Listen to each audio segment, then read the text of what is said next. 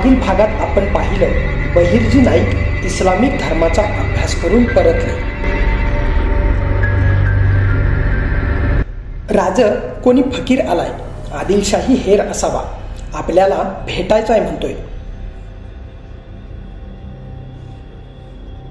बंदोबस्ताला न जुमानता रहीम बाबा लाल महालात प्रवेश करण्याच्या हेतूने पुढे सरसावले. शिवबाराजांच्या पहारेकऱ्यांमध्ये आणि इतर बादशाही पहारेकऱ्यांमध्ये असणारा फरक रहीम बाबांच्या ध्यानात आला. प्रथम दर्शनी फकीर वाटणारा रहीम बाबा हेर असावा असं वाटणाऱ्या पहारेकरांनी नारायणरावांना वार्ता दिली. नारायणराव आणि रहीम बाबांमधील वाद चांगलाच उफाळला. हेर असल्याच्या संशयामुळे रहीम बाबांच्या मुसक्या आवळण्यात आल्या आणि शिवबाराजांपुढे हजर करण्यात आले.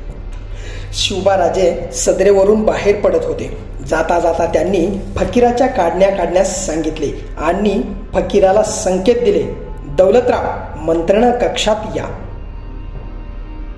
नारायणराव आणि फकीर असणाऱ्या दौलतरावांची गळाभेट झाली. मंत्रणा कक्षात सागाच्या लाकडाच्या आसनावर बैठक सजली. राजांनी मिश्किलपणे विचारले, बाबांचे नाव काय म्हणायचे? रहीम बाबा हसत हसत बोलले, आता आपणच नव्याने नाव सुचवावं. महाराज उद्गारले, बहुरूपांनी रंगलेल्या बहुरूपीचे नाव आजपासून बहिर्जी आणि आपण हेर खात्याचे प्रमुख नाईक म्हणून बहिर्जी नाईक. हेर खात्याचा विस्तार करण्याआधीच बहिर्जींनी एक मोठी बातमी आणली होती.